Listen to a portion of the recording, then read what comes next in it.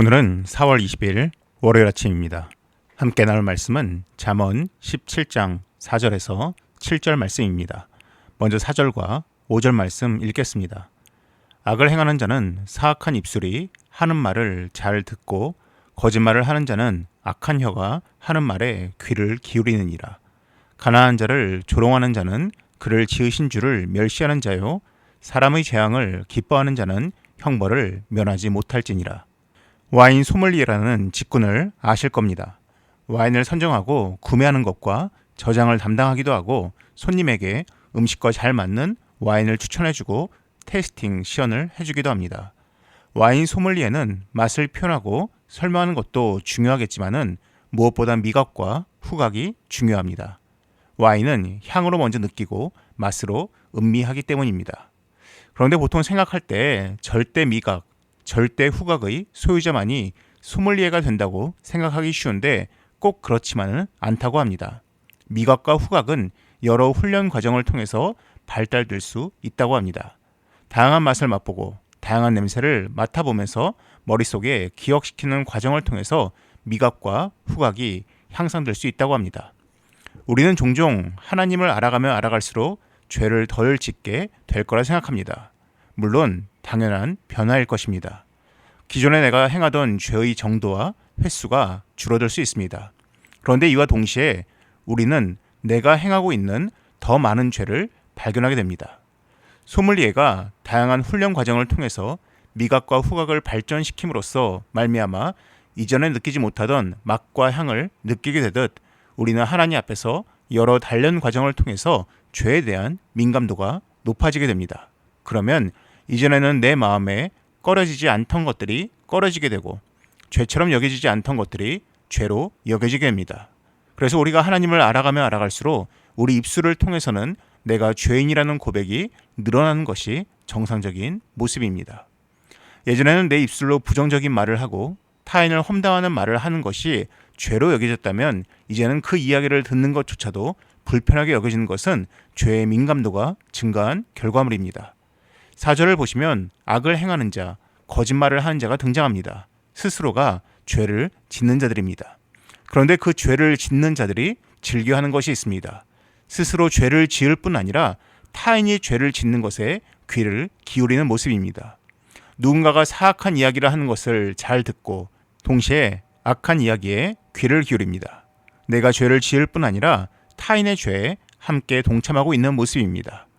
우리가 하나님 앞에서 성숙한 자의 모습이 되어간다면 이 자리가 불편하게 여겨져야 합니다.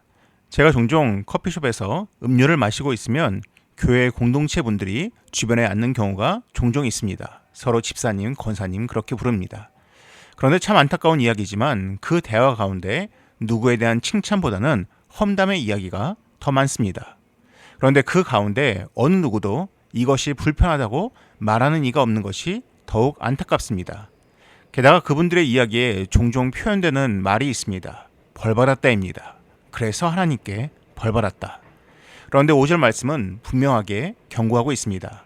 사람의 재앙을 기뻐하는 자는 형벌을 면치 못할 자라고 말하고 있습니다.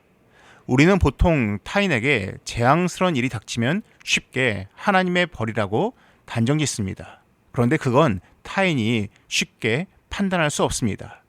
대신 성경이 분명하게 말하는 것은 그들에게 닥친 재앙을 하나님의 재앙이라면서 마땅한 것처럼 표현하거나 심지어 기뻐한다면 그 사람이 하나님의 벌을 받는다라고 이야기하고 있습니다.